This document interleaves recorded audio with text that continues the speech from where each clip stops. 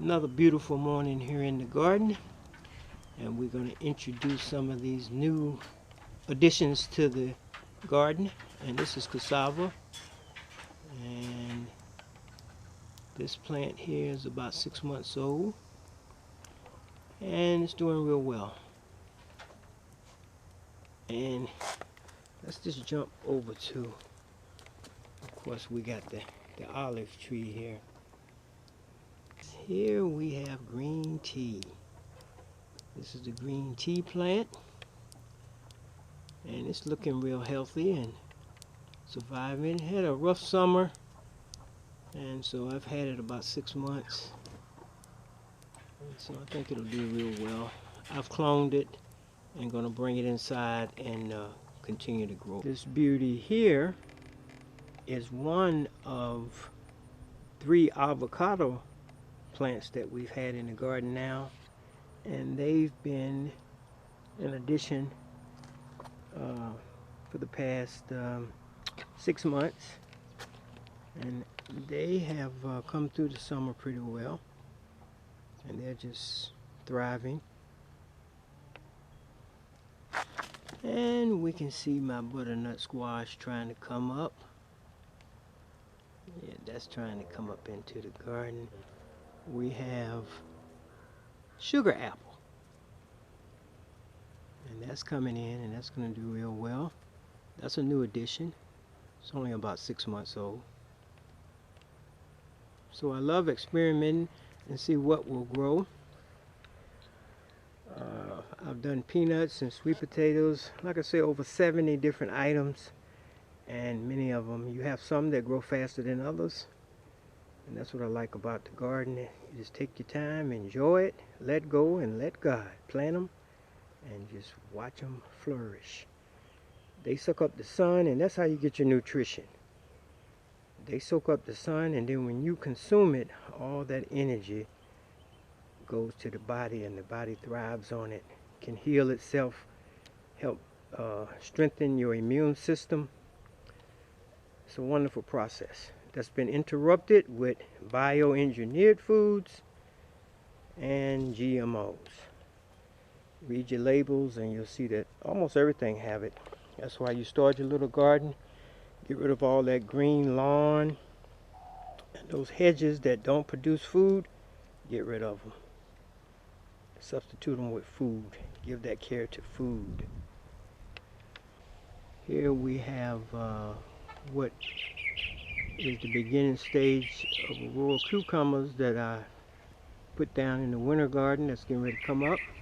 And they're coming in pretty good, and I'll rope it off, tie it as they grow in a vertical growth pattern.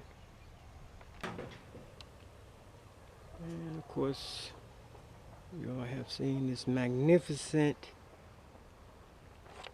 passion fruit, and hidden among the passion fruit, I don't know if we can get in there because it's kind of dark up in here. Let's see if I can lighten this up some. And we have elderberry. We have an elderberry tree growing up under there. And we have a grapevine in there too, and there's pomegranate bush up in there. And so they were there first, and the passion fruit just kind of took over. Cypress pines are doing very well.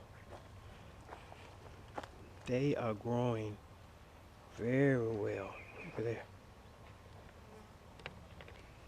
These cypress pines, like I said, they started out like one, about a foot, and now they begin to take off.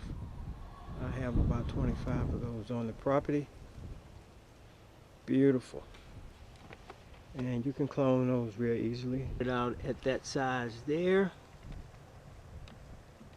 And I see a little brown on there, so I'm gonna have to check, because when you see that, most likely, like this one here, it completely, let's see if I can get it on camera. Yeah, there's slugs in there that completely suck all the juice out of the root. When you see that happen, you can treat that with peroxide, neem oil. Even though these trees are not for consumption, they are more or less for shade and to give cover to something like aloe vera and something like that. Again, the roses are something that I really enjoy. Another plant that we can't consume, but the beauty of it, the smell, the petals. You can use the oil from it, and it's just have a nice fragrance, as you would expect a rose to have. And I also do the lilies, and they usually bloom around March. I have day lilies and just regular lilies. Just want to show the watermelon patch as it continues to grow and expand. And you see we have some of the flowers blooming on there. And I have several sections of that. There's another section here. Yeah, this watermelon patch is quite it expands over several areas.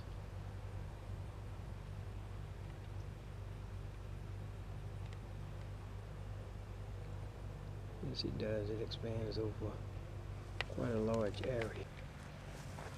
So this should be producing fruit or watermelons, I would say, by November. Come on, keep going. King.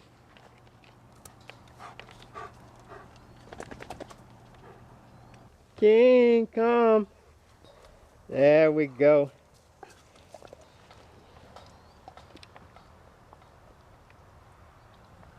Yes, you give me your paw? All right.